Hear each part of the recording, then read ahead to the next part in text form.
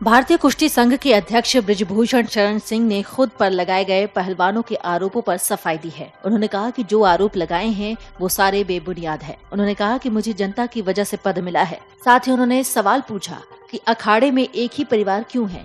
ये खिलाड़ियों का धरना नहीं है तो मैं तो बहाना हूँ, निशाना कोई और है।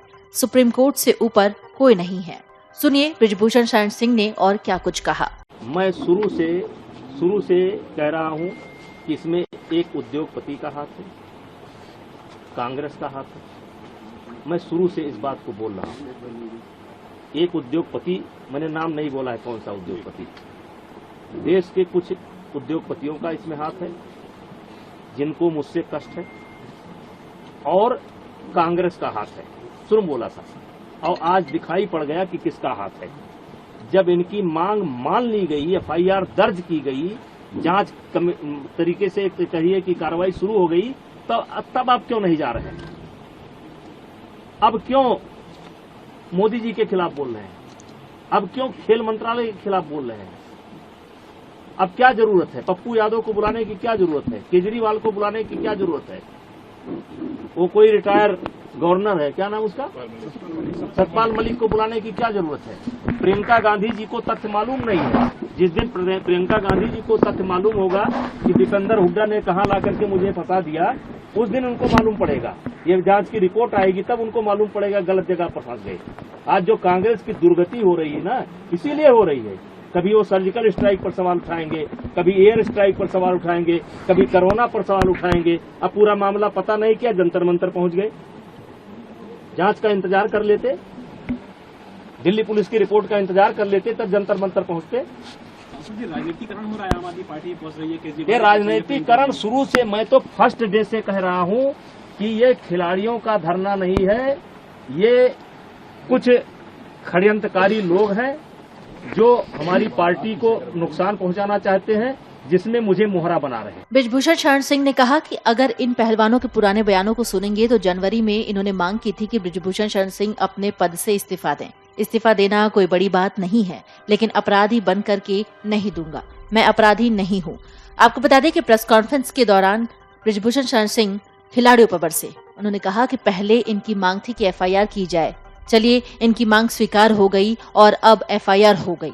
अब ये कहते हैं कि जेल के अंदर होना चाहिए, सारे पदों से इस्तीफा देना चाहिए। तो मैं, ये जो लोकसभा का पद मुझे मिला है वो विनेश फोगाट ने नहीं दिया है, बल्कि जनता ने दिया है।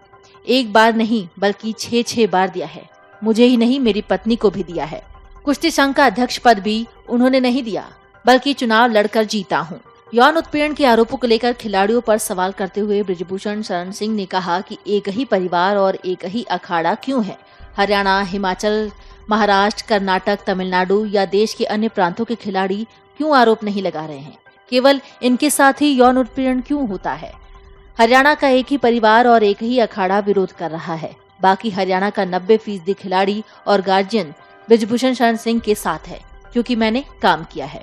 बृजभूषण शरण सिंह ने कहा कि इस्तीफा देना कोई बड़ी बात नहीं है, लेकिन मैं अपराधी नहीं हूँ। अगर मैं इस्तीफा देता हूँ तो इसका मतलब होगा कि मैंने पहलवानों के आरोपों को स्वीकार कर लिया। मेरा कार्यकाल लगभग समाप्त हो गया है। सरकार ने 3 सदस्यीय समिति बनाई है और चुनाव 45 दिनों में होंगे और चुनाव के बाद मेरा कार्यकाल समाप्त हो जाएगा। आपको बता दें कि जंतर मंतर पर धरने पर बैठी महिला पहलवानों की शिकायत के बाद कुश्ती महासंघ अध्यक्ष बृजभूषण शरण सिंह के खिलाफ एफआईआर दर्ज हो गई है। उनके खिलाफ दिल्ली के कनॉट प्लेस थाने में 2 एफआईआर दर्ज की गई है, जिनमें एक पॉक्सो एक्ट के तहत भी मामला दर्ज है।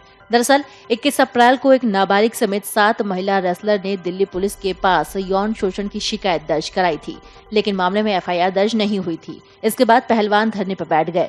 सुप्रीम कोर्ट में सुनवाई के बाद पहलवानों ने प्रेस कॉन्फ्रेंस में कह दिया था कि बृजभूषण शरण सिंह की गिरफ्तारी तक उनका धरना खत्म नहीं होगा। इस दौरान विनेश फोगाट ने कहा था कि हमें सुप्रीम कोर्ट पर पूरा भरोसा है। बृजभूषण सिंह को सभी पदों से हटाया जाए। वो अपने पदों का दुरुपयोग कर सकते हैं। हमें किसी भी कमेटी या कमेटी के सदस्य पर भरोसा नहीं है। उन्होंने कहा कि ये लड़ाई सिर्फ एफआईआर तक नहीं है, लड़ाई बृजभूषण शरण सिंह को सजा दिलाने की है। बृजभूषण सिंह को जेल में डाला जाए और उन्होंने कहा कि मैं पीएम मोदी से अपील करती हूं कि नैतिक आधार पर बृजभूषण शरण सिंह को सिर्फ पदों से बर्खास्त किया जाना चाहिए। वीडियो डेस्क अमरउजाला.com। मन से उजाला कर चले, मन से